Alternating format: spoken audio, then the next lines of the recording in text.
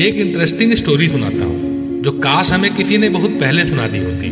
यह बहुत effective story है। इस स्टोरी में हमें जो सीखने को मिलता है वो जिंदगी भर तक हमारे काम आएगा और यह रियल स्टोरी है। ये स्टोरी है एक किंग और उसके वजीर मंत्री की। वजीर राजा के दरबार में सबसे पुराना और सबसे ट्रस्टेड आदमी था। राजा एक बार के लिए अपने बेटे पर शक कर सकता था, लेकिन वजीर की कही हुई बात को वह आंख बंद करके विश्वास करता था। और यह ट्रस्ट और इंटीग्रिटी का रिलेशनशिप करीब 30 साल पुरानी थी। यस, 30 साल पुराना ये विश्वास चल रहा था। 30 साल से वजीर ने राजा को कभी डिसअपॉइंट नहीं किया था। हर एक डिसीजन जो राजा के लिए वजीर ने लिया हमेशा सही साबित हुआ, बेनिफिशियल रहा। लेकिन इतनी लंबी सर्विस के दौरान वजीर को कई तकलीफें उठानी पड़ती थी, जैसे कि राजा के लिए वो अपने फैमिली को वक्त नहीं दे पाता था। बहुत लोगों से उसको दुश्मनी भी मोल लेनी होती थी, सिर्फ इसलिए ताकि राजा को खुश किया जा सके।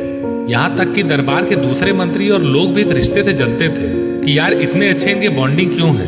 इन्हें फील होता था कि यह राजा हम पर इतना ट्रस्ट नहीं करता है, इतना ट्रस्ट दिखाता नहीं है राजा हम पे, तो इस वजीर पर क्यों दिखाता है। इसलिए दूसरे दरबारी हमेशा वजीर को राजा के सामने हमेशा नीचा दिखाने की कोशिश करते थे, बदनाम करने की कोशिश में लगे रहते थे, जो कि वह कभी सक्सेसफुल नहीं हो पाए। बट कहते हैं ना कि टाइम बहुत ही वॉलेटाइल चीज है। अगर आप लगे रहो किसी चीज के पीछे एक लंबे टाइम तक तो वो मिल जाता है। तो लोगों ने रिश्ते को खराब करने की बहुत कोशिश की और फाइनली हुआ क्या, वजीर राजा के कैंपेन्स और मिशन में इतना बिजी हो गया कि उसे टाइम ही नहीं मिला यह पता करने में कि एक भारी साजिश रची जा रही है उसे गद्दार साबित करने की, वजीर को गद्दार साबित करने की। और आखिर में सबने मिलकर राजा को झूठे एविडेंस देकर, झूठे प्रूफ दिखाकर ये प्रूव कर दिया कि वजीर धोखेबाज आदमी है और जल्द ही राजा की राजगद्दी पर दुश्मनों के साथ मिलकर अटैक करने वाला है। बाकी दरबारी भी कम नहीं थे जो ये साजिश रच रहे थे। यह भी कम नहीं थे, इनकी बदनामी कभी हुई नहीं थी राजा के सामने, इसलिए राजा ने भी उनकी बात और प्रूफ मान लिए बिना वजीर को सफाई देने के चांस दिए। वजीर को बोलने का मौका नहीं दिया गया। मतलब 30 साल पुराना रिश्ता चल रहा था और किसी और के कहने पर इतना बड़ा रिश्ता भी फीका पड़ गया।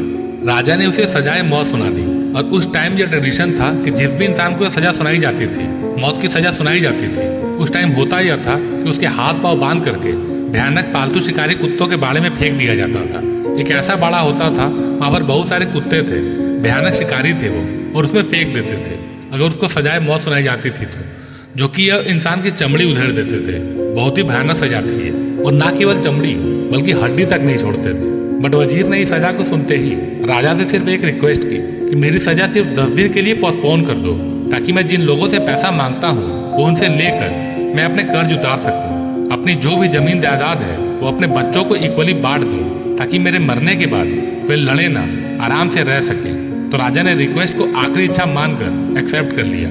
ठीक है, 10 दिन पोस्टपोन कर लेते हैं। तो जैसे ही उसको चांस मिल गया, उसके बाद में वजीर घर गया भाग करके और 100 गोल्ड कॉइन्स घर से लेकर उस शिकारी के पास पहुंचा, जो इस शिकारी कुत्तों को संभालने का काम करता था, देखभाल करने का काम करता था। वही कुत्ते हैं जो 10 दिन के बाद में इसी वजीर को खाने वाले हैं। उस इंसान के पास जाने के बाद में, शिकारी के पास जाने के बाद में वजीर ने 100 गोल्ड कॉइन्स शिकारी को देकर पर उससे ये कहा कि ये 10 दिनों के लिए जो कुत्ते हैं इनकी देखभाल करने के लिए मुझे छोड़ दो, मुझे देखभाल करने दो इनकी, मुझे इनके पास में टाइम स्पेंड करने दो, इतनी परमिशन मुझे दे दो।